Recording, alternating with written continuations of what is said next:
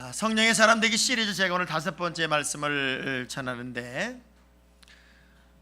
똑같은 삶을 사는 것 같아도 사람들의 기대치가 있어요. 그래도 예수 믿는 사람은 달랐으면 좋겠다, 예수 믿는 사람은 이 정도는 아니었으면 좋겠다라고 하는 마지노선도 있고 나름대로 기준도 있다고요. 그런데 예수 믿는 사람들이 세상 사람만 못하면 더 많이 실망하게 되고 더 많이 아파하는 걸 보면 또 역으로 보면 그런 기대치가 있다는 것에 대해서 감사하고 살았으면 좋겠다 하는 생각이 듭니다. 열왕기 6장 스토리를 보면 이런 이야기가 있어요. 아람 군대가 엘리사를 이렇게 먼저 죽여야 되겠다 하는 생각으로 포위하고 들어온 적이 있습니다. 그 광경을 바라보며 엘리사의 사환이 벌벌벌 떨어요. 그리고 이렇게 달려들면서 이야기를 합니다. 어떻게 하면 좋을까요? 이거 어떻게 하면 좋지요? 때때로 너무 황당한 문제 때문에, 너무 어려운 문제 때문에, 꽉 막혀버린 상황 때문에 우리가 쉽게 던지는 이야기, 이거 어떻게 하면 좋아요? 어떻게 문제 해결하지요? 어떻게 해결할 수 있을까요? 근데 놀랍게도 이 엘리사는 태평이에요. 걱정도 없고 염려하지도 않고 그야말로 얼굴에 표정 하나 변함없는 평화를 맛보고 있단 말이에요. 그러면서 열왕기 6장 16절에 이렇게 얘기를 해요. 두려워하지 마. 우리와 함께한 자가 그들과 함께한 자보다 훨씬 많거든. 이해가 안 되는 얘기예요. 알 수도 들을 수도 느낄 수도 없는 그 이야기에 도대체 저분이 정신이 나갔나? 왜 이런 얘기를 하지? 그렇게 의아해하고 있는 그 사원을 향하여 하나님 앞에 이렇게 엘리사가 기도해. 하나님, 저 아이의, 저 사람의 눈을 열어 원하건대 보게 하옵소서. 눈이 활짝 열렸어요. 그리고 아마 이렇게 말했을 것 같아요. 와우! 더 다른 이야기 할 수 없어서 이 사원은 새로운 세계를 보는 순간 와우! 놀랍다. 왜? 불발과 불병거로 무장한 하나님의 군대가 아람 군대보다 더 많이 엘리사를 지키고 있단 말이에요. 영안이 열리기 전까지 볼 수 없었던 세계, 새로운 눈을 뜨기 전까지는 알 수 없었던 세계가 이 사람에게는 알게 되어지고 그리고 느껴지는 순간 몇 가지 상황이 찾아와요. 두려움이 기쁨이 돼요. 불안이 평화가 돼요. 문제가 해답이 돼요. 그리고 기뻐 뛰는 그 모습이 바로 성령의 열매 이야기예요. 저는 늘 이 말씀을 떠올리면서 합니다. 열매로 나무를 알지니. 열매를 보니까 나무를 알아요. 열매가 시원찮아요? 그럼 나무가 시원찮아요. 열매가 아주 좋아요? 좋은 나무고 기가 막힌 열매를 내는 나무예요. 그래서 좋은 나무가 나쁜 열매를 낼 수 없고 나쁜 나무가 좋은 열매를 낼 수 없다는 그 성경 이야기를 가만히 듣고 보면 삶의 모든 내용 속에서도 우리가 느끼든 안 느끼든 여러분의 삶의 모든 환경이 지나고 나면 여러분에게도 열매가 나타나요. 어떤 사람에겐 좋은 열매가 나타날 것이고 어떤 사람에게는 나쁜 열매가 나타나겠지요. 그런데 저는 요즘에 성령의 사람 되기 시리즈 설교를 쭉 하면서 몇몇 분들에게 이런 이야기를 들어요. 목사님, 진짜 성령의 사람으로 살기 너무 힘들어요. 정말 다시 생각하는 말씀들이었어요. 성령으로 사는 것, 성령의 사람으로 사는 것이 인생의 진짜 정답인 것 같아요.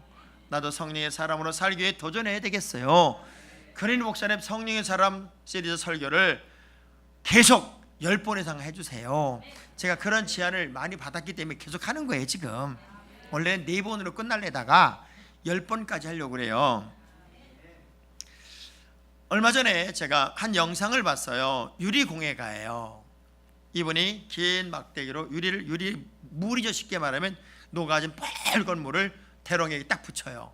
딱 붙이니까 대롱에 붙더라고요. 그리고 집게로 그 뜨거운 유리 그 주물을 이렇게 누르고 이렇게 늘리고 하여간 집게 하나로 하는 거예요. 집게 하나로, 뾰족한 집게 하나로 늘렸다가 휘었다가 또 줄였다가 잘랐다가 그렇게 한 몇 번을 하고 나니까 예쁜 말이 탄생을 해요. 어떻게 그렇게 가능할까? 그래서 이것이 공연이에요. 이분이 사람들 앞에 그렇게 공연하고 있더란 말이에요. 그래서 몇 분 만에 그 10벌간 불덩어리였던 이 유리주물이 기가 막히게 예쁜 유리말로 탄생을 하는 순간 그 말을 탁탁 짜여 놓으니까 똑같은 말들이 여러 개가 쪼르륵 있는데 규격도 똑같고 모양도 똑같고 생긴 것도 똑같은 말들을 쫙 진열했어요. 몇 분 만에 그 말을 만들어내는데 말이 딱 완성되는 순간 그 주변에 있던 모든 사람들이 박수와 환호와 함성을 지르더란 말이에요. 수십 년 동안 그분은 유리 공예가로 살았을 거예요. 그러고 나서 기가 막힌 작품을 만들어냈어요. 저는 이런 생각을 해봤어요. 어떤 일에 전문적으로 종사하고 나면 그 전문 직종에 종사한 사람들은 위대한 장인이 되는데, 우리가 수십 년 동안 예수를 믿었고 하나님의 사람으로 살았다면 당연히 우리에게도 그 성령의 열매가 나타나는 게 맞는데, 크리스찬의 삶의 동선 속에 아름다운 열매가 나타나는 게 맞는데 그 열매가 없다면 도대체 무슨 의미일까? 우리는 누가 뭐래도 하나님의 사람이고 지금 이 제단에서 예배드리고 있다면 여러분은 영적인 사람들이에요. 그래서 여러분을 바라보는 세상 사람들은 여러분을 이렇게 생각할 거예요. 그래도 저 사람들은 착하겠지, 저 사람들은 손해를 감수하겠지, 저 사람은 양보하겠지, 저 사람들은 사랑이 많겠지, 저 사람들은 그래도 예수 믿는 사람이니까 다르겠지. 아멘 못하는 이유를 내가 알아요. 그런 어떤 기대감을 가지고 우리를 바라보고 있을 것 같아요. 그런데 우리의 삶의 내용이 여전히 악하고 독하고 미워하고 시기하고 질투하고 이 삶이 우리의 삶 속에 나타나고 있다면 하나님의 마음이 얼마나 아플까? 여러분의 자녀를 길렀어요. 우리 아이들이 곳곳에서 영향력 있는 삶을 살고 두각을 나타내고 그리고 좋은 모습으로 살아가고 있으면 부모님은 자랑스러워요. 그리고 막 자랑하려고 해요. 근데 이사야 43장 21절의 말씀 보니까 하나님도 똑같더라고요. 우리를 왜 만드셨나 봤더니, 어떻게 창조했나 봤더니 이 목적 때문에 창조하셨어요. 시작.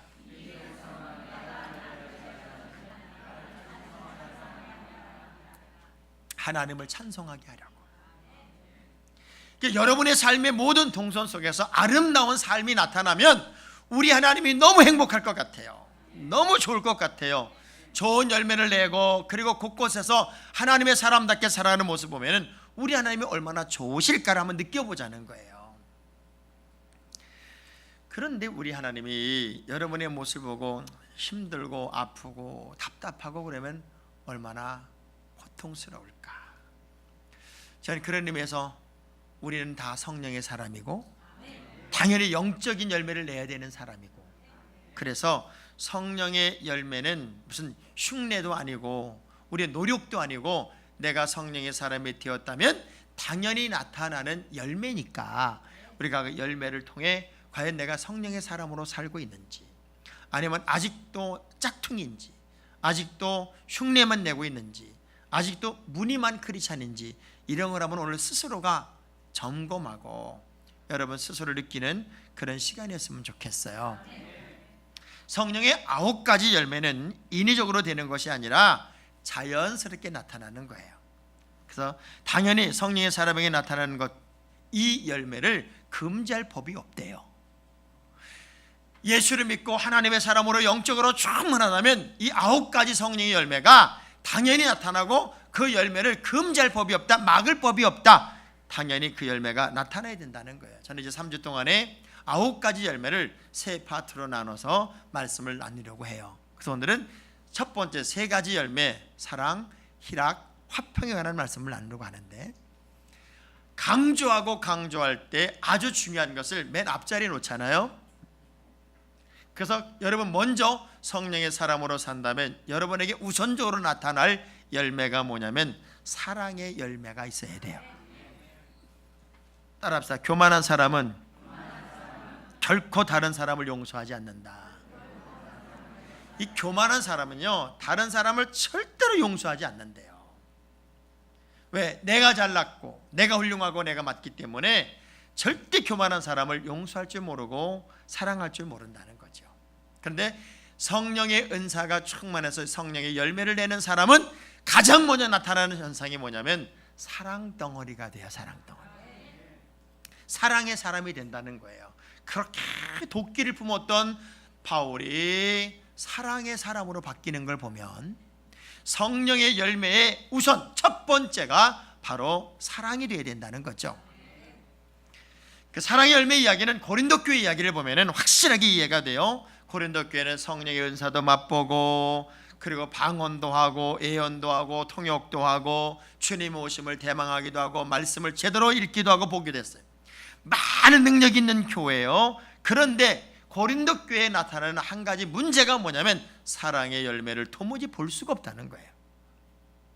그래서 이 고린도 교회를 향하여 바울이 어쩌면 가슴팍에다가 대못을 박는 것 같은 말씀 하나 준 게 뭐냐면 고린도 13장 1절의 말씀을 보면 이런 말씀이 있어요. 시작. 내가 사람의 방언과 천사의 말을 할지라도 사랑이 없으면 소리나는 구리와 울리는 꽹가리가 되고, 네가 아무리 천사의 말을 하고 네가 아무리 사람의 방언을 한다 할지라도 사랑의 열매가 없다면, 내 안에 사랑의 열매가 없다면 이거 말짱꽝이야, 가짜야, 위세야, 가식이고 허세란 말이야. 진짜 사람은 다른 어떤 것보다 우선적이 되어야 될 게 뭐냐면 사랑의 열매가 있어야 돼, 이 이야기예요. 저는 우리 성안교회 모든 성도들이 사랑의 사람이 되기를 주의 이름으로 축원합니다. 이 사랑한다는 것은요, 나를 넘어 너를 생각하는 거거든요. 자, 노부부가 황혼이혼을 한다는 거예요. 그렇게 싸우고 못 살겠다고 난리가 부려서 이제 변호사를 입회하에 이혼 도장, 서류에 도장 찍기로 했어요. 할머니도 앉고 할아버지도 앉았어요. 변호사는 야, 이 노부부들 지금까지 살았는데 지금 이혼하면 어떡하나, 잘 내가 중재해야 되겠다는 마음으로 간 거예요. 그래서 통닭 한 마리를 사갔어요.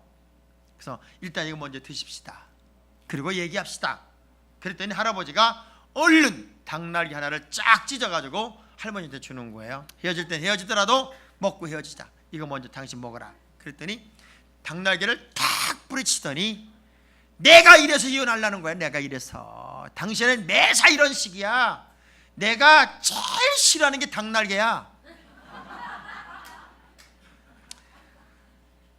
단 한 번도 내 입장, 내 생각 해준 적 없고 당신 식으로 몰아갔잖아. 내가 그래 당신을 헤어지려고 하는 거야. 그럼 팍 소리 지르는 거예요.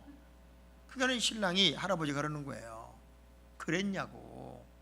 왜 그러면 진작 얘기 안 했냐고. 사실은 나는 내가 제일 좋아하는 게 닭날개다. 나는 내가 제일 좋아하는 닭날개, 내가 가장 맛있는 닭날개를 내 아내에게 먼저 띄워주는 게 나는 사랑이라고 생각을 했다. 그러면서 그런 얘기를 왜 진작 안 했냐고. 그랬더니 그 얘기했으면 내가 알아먹었냐고, 듣긴 했겠냐고. 그러고 획 가버렸어요, 할머니가. 참, 요즘 여자들이 너무 무서워요.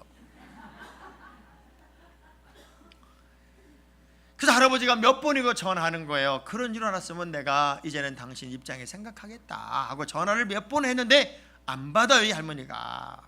뵙기 싫다고. 근데 며칠 전화 안 받다가 가만히 생각해 보니까 자기 잘못한 것 같아.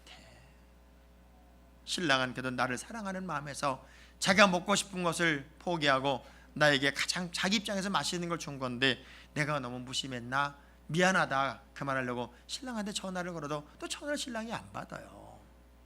그래서 왜 안 받나 하고 집에 가봤더니 죽었어.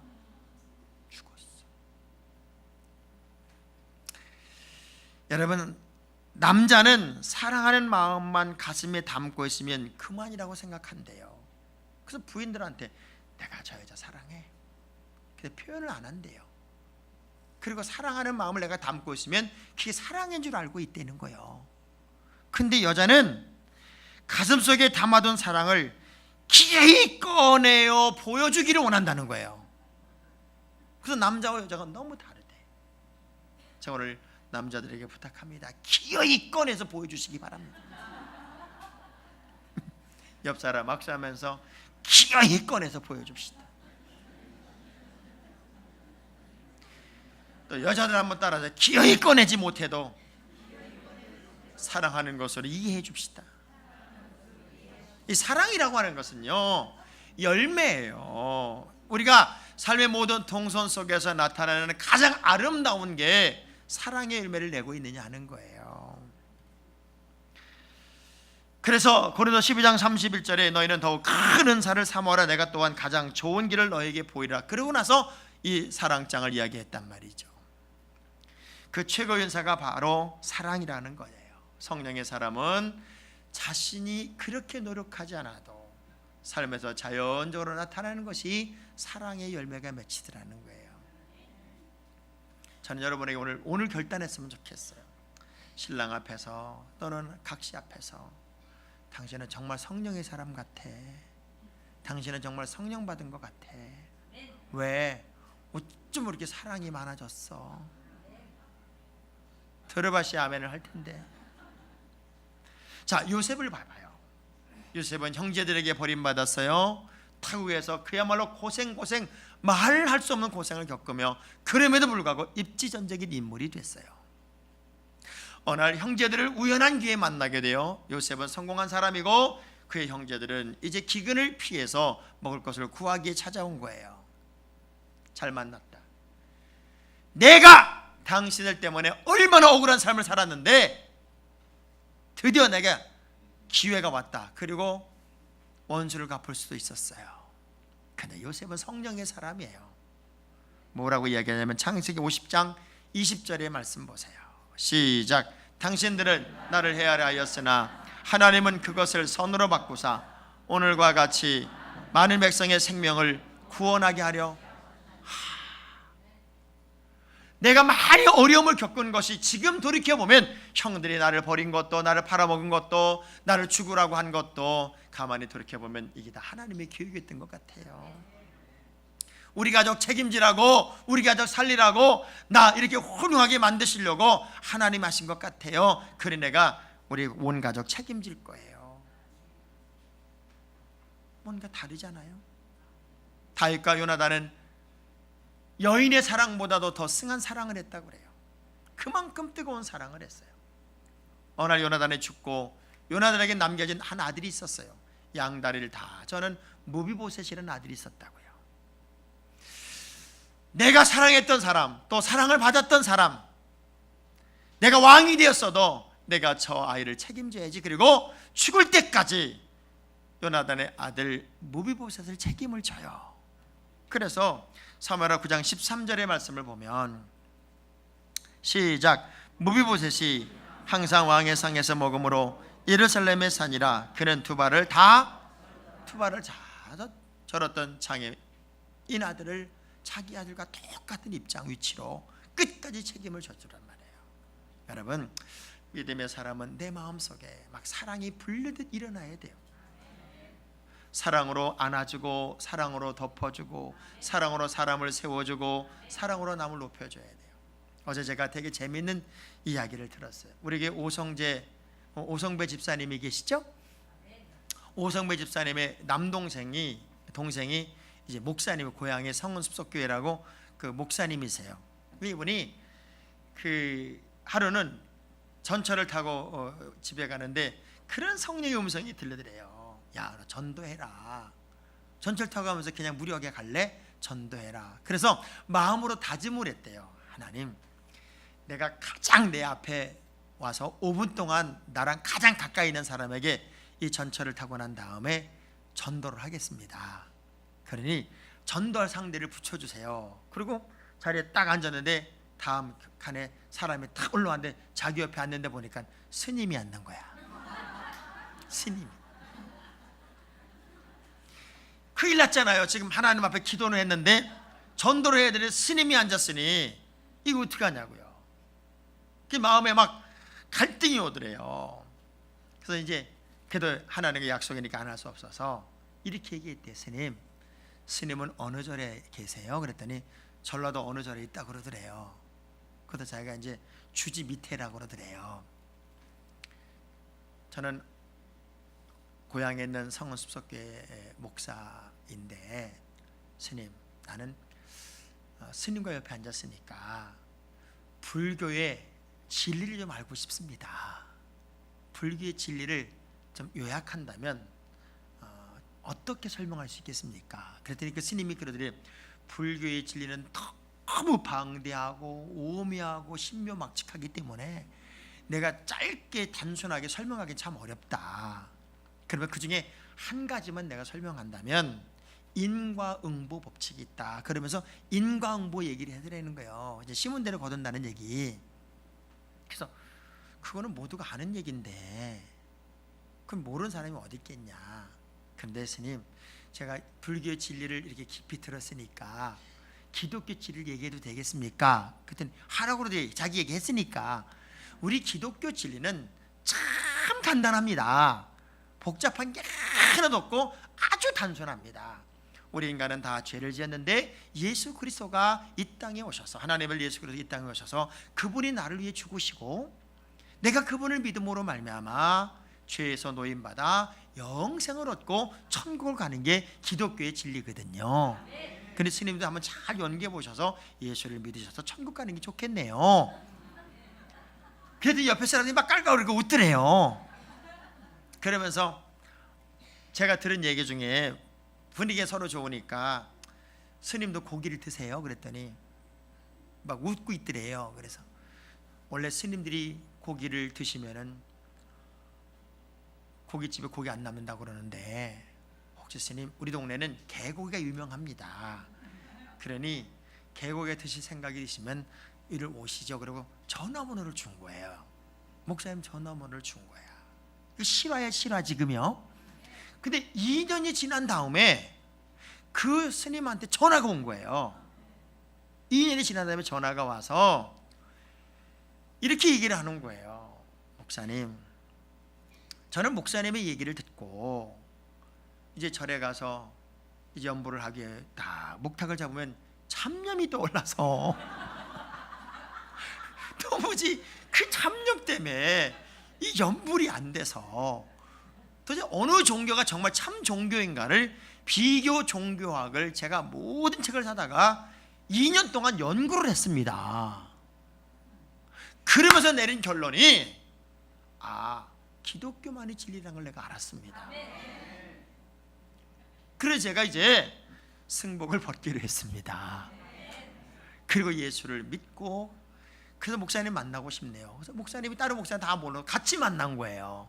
근데 그 오 목사님이 자격이 너무 작아서 그 목사님, 그 스님을 뒷바라지가 어려워서 강남에 가면은 스님에서 개종해서 목사가 된 분한테 보냈는데, 이번에 보니까는 침례교회에서 목사 한 소리를 받고요, 신학을 공부하고 간증을 하고 다니더래요. 벌써 제가 거기서 느낀 거예요. 따라서 말하면 전도되고 말하지 않으면 전도 안 된다. 아주 단순한 건데 참 진리인데. 그래서 그 영혼을 사랑하는 마음이 너무 뜨거워서 그 목사님이 스님이지만 아주 예의 바르게 복음을 전했더니 복음의 열매가 맺히더란 말이에요. 아니, 스님도 예수를 믿는데 누군들 안 믿겠어요? 어째 이렇게 갑자기 심각해져요? 여러분의 남편도 부모님도 지옥 가게 할 수는 없잖아요. 천국 가게 해야 되잖아요. 그래서 우리가 사랑의 마음으로 그 영혼들을 꼭 끌어안아야 돼요. 그러면 전적으로 나타나는 게 두 번째 성령의 열매가 뭐냐면 희락이야, 희락. 이 희락이라는 것은, 희락은 기쁨과 즐거움을 함께 쓰는 단어예요. 희락이란 단어는 기쁨 플러스 즐거움을 동시에 가지고 있는 단어이기 때문에 영어로 보면 happiness, joy, gladness, 이거 다 포함되어 있단 말이에요. 그러니까 그냥 좋은 게 아니라 무지하게 좋은 상태. 성령의 열매가 여러분에게 나타나면 그냥 마음껏 기뻐하고 마음껏 즐거워하고 주체할 수 없는 기쁨과 즐거움의 마음이 내 마음 깊은 곳에서부터 샘솟듯 일어난다고 하는 거죠. 그래서 기쁨은 재미가 있고 기쁨이 있잖아요. 이 재미는 세상적인 것이고 기쁨은 하나님이 주시는 것이고, 세속의 기쁨이라는 것은, 세속의 즐거움이라는 것은 상황 환경에 따라 변화가 돼요. 좋은 환경일 때는 좋아 죽지만 상황이 나빠지면 자꾸 우울해지기 마련이거든요. 그래서 맛없는 음식에 사람이 끌리지 않는 것처럼, 맛있는 음식에 젓가락이 가는 것처럼 멋이 없는 사람에게는 사람이 끌리지가 않아요. 저는 요즘에 그런 생각을 해봐요. 아주 예쁜 사람은 너무 많아요. 뭐 요즘은 아무리 배기 싫어도 얼굴에다가 5천만 원만 투자하면 그냥 완벽한 미인이 되니까 예쁜 사람, 아름다운 사람은 많은데 정말 끌리는 사람, 여러분 누가 끌리는 줄 알아요? 매력 있는 사람이 끌리는 거예요. 저도 요즘에 그런 얘기하지만 아무리 배기 싫게 생겼어도요, 웃는 사람한테는요 매력이 있어요. 아무리 예쁜 사람이라도 안 웃으면요 도도해 보이고 교만해 보이고 냉랭해 보이고 차가워 보이고 접근 금지 처분 그런 것처럼 보여요. 그러니까 웃는 사람한테는 정이 가요. 웃는 사람한테는 매력이 있어요. 웃는 사람한테는 사람들이 꼬여요. 사람들이 모인단 말이에요. 저는 그래서 우리 성안교회 교인들은 매력적인 사람을 좋아해요. 매력적인. 솔직히 우리 교인들은요 안 웃으면 심각한 사람 많아요. 여러분 안 웃으면 안 돼요. 옆 사람 학수하면서 웃으니까 그나마 보는 거예요. 웃으니까. 아주 예쁜 사람이 안 웃으면 그나마 볼 수 있는데 안 예쁜 사람이 웃지도 않아 봐요. 심각하다니. 하박국 선지자가 성령을 체험하기 전 환경 조건에 따라 하나님 왜 이래요? 왜 믿음의 사람들이 어려움을 겪는 거예요? 내가 막내에 올라서 하나님 왜 그러시니? 말씀해 보세요. 저 분노가 치밀었어요. 주의 음성을 듣고 그의 마음속에 성령의 임재가 있고 난 다음에 하박국 3장 17절 18절 이런 고백을 해요. 시작. 비록 무화과나무가 무성하지 못하며 포도나무에 열매가 없으며 감람나무에 소출이 없으며 밭에 먹을 것이 없으며 우리의 양이 없으며 외양간에 소가 없을지라도 나는 여호와로 말미암아 뭐하며 나의 구원의 하나님으로 말미암아. 자, 그전에는 환경 조건에 따라서 우울하고 답답하고 그랬는데 성령의 열매가 내 안에 임하고 나니까는 그냥 희락이 온 거예요. 여호와로 인하여 기뻐하고 여호와로 인하여 즐거워하고 그냥 마냥 기쁘고 마냥 즐거워요. 그래서 어쩌면 예수 믿는 사람은 푼수가 돼. 푼수. 그냥 웃고 다녀. 바보 같아요. 기쁨의 조건이 없다 그러면 예수가 조건이고 예수가 전부란 말이에요. 성령이 주는 기쁨을 누리면 모든 고난과 역경을 물리칠 수 있는 엄청난 기쁨이 여러분의 내면에 있어요. 사람이요 즐거우면 병도 이깁니다. 즐거우면 문제를 다 넘습니다. 즐거우면 모든 해답을 찾습니다. 그러니까 여러분 어떤 문제 속에서도 기쁨은 병을 고치는 능력도 있고 문제를 이기는 에너지도 만들어내요. 자, 그러면 당연히 세 번째 열매예요. 평화가 임하죠. 사랑이 열매가 가득하고 내 마음 깊은 거에 기쁨이 넘쳐서 모든 환경 조건을 넘어 기쁨의 삶을 사는 사람에게 무슨 불안, 염려, 초조가 있겠어요. 평화가 넘쳐요. 그래서 성령의 사람의 얼굴을 보면은 어쩜 이렇게 평안스러운지 몰라요. 옆 사람 얼굴 한번 봐봐요. 평화스러운지 사자같이 생겼는지. 싸움, 시기, 질투, 전쟁, 미움 이런 건 절대 배운 적이 없어요. 여러분 학교에서 너 싸움 가르쳐준 적 없고 미움 가르쳐준 적, 미움의 정의란.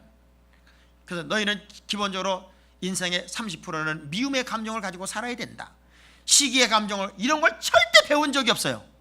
미움, 시기, 교만 이런 건 배운 게 없는데도 우리는 어쩌면 그런 게 독보적처럼 자연스럽게 자랐는지 몰라요.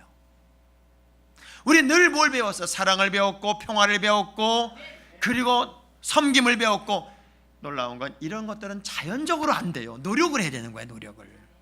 내 마음의 평화도 노력이 필요한데 성령의 충만함을 경험하면 여러분의 심령 깊은 곳에서 뭐가 생기냐? 평화가, 화평이 생겨요. 왕이든 가난한 사람이든 화평을 얻은 사람이 가장 행복한 사람이에요. 성령의 열매는 마음속에 맺혀 삶으로 나타나는 열매가 돼요.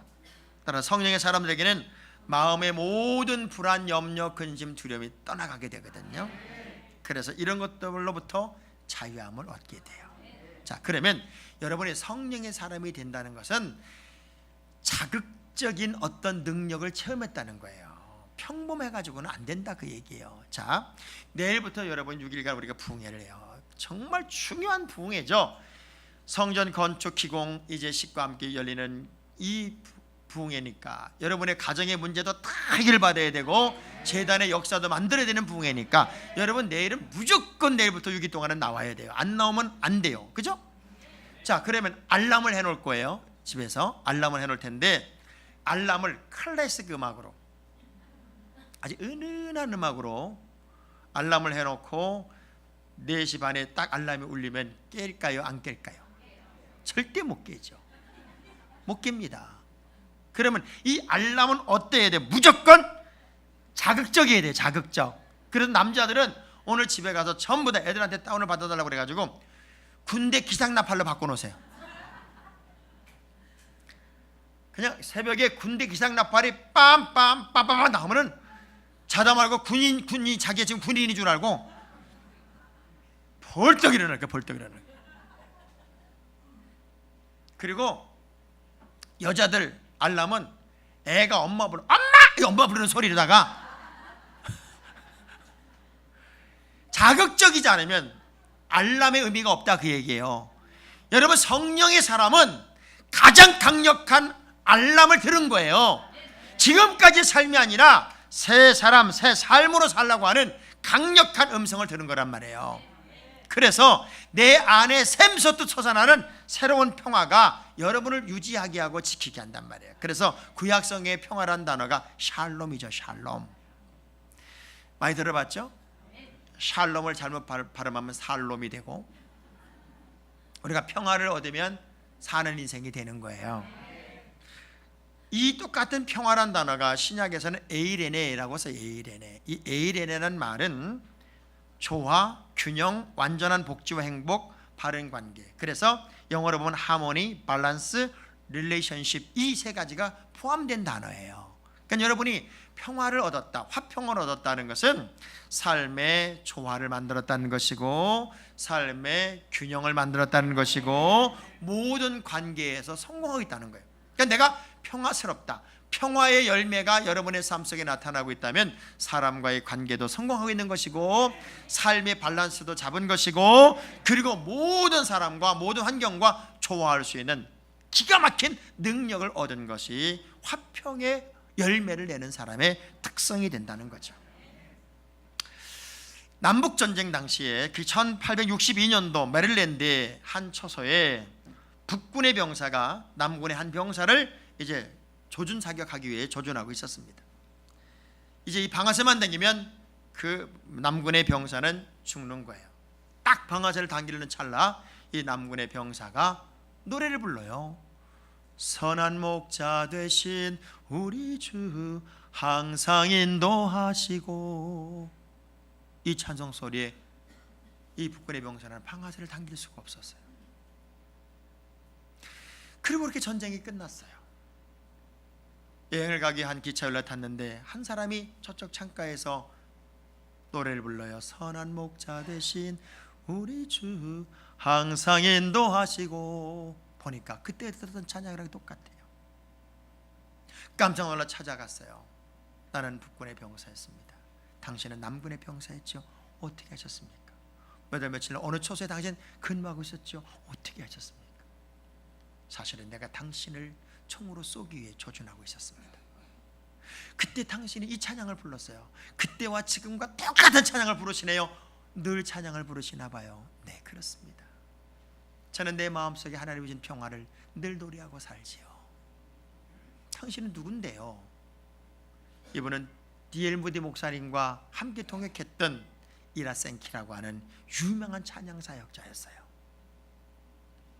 여러분의 마음속에 평화가 가득 넘친다면 나는 나도 모르게 찬양이 넘칠 거예요. 그리고 여러분의 삶의 동선에 모든 사람들을 평화하게 만드는 능력이 여러분에게 일어나겠지요. 야고보 3장 17절의 말씀은 그래서 이렇게 우리에게 증언을 해요. 시작.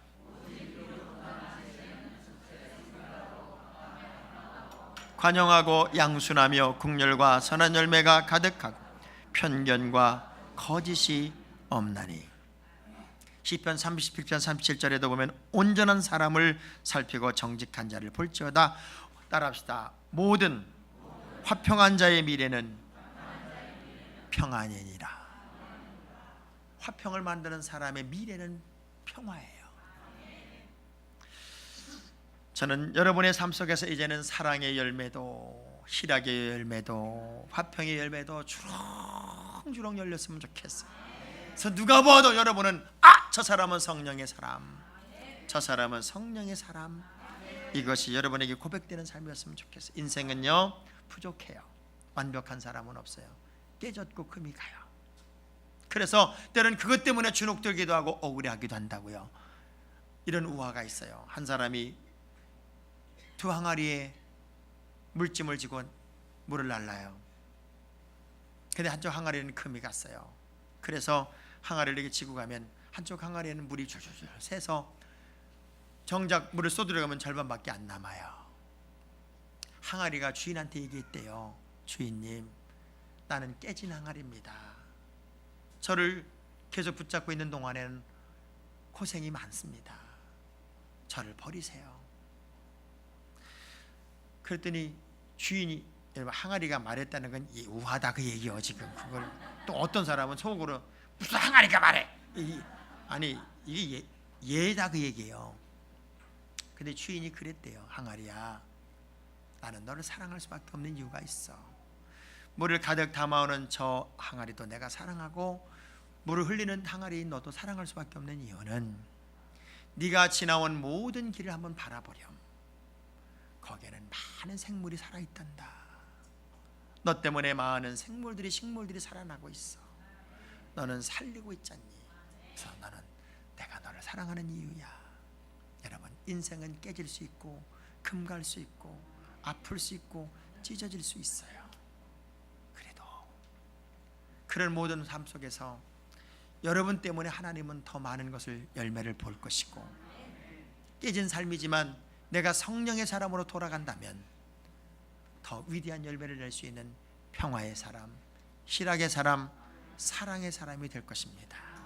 저는 여러분이 이제는 성령의 사람으로 정말 사랑도 희락도 마음껏 평화도 누리는, 그리고 그 평화를 모든 사람에게 보여줄 수 있는 거룩한 주인공이 되기를 주의 이름으로 축원합니다.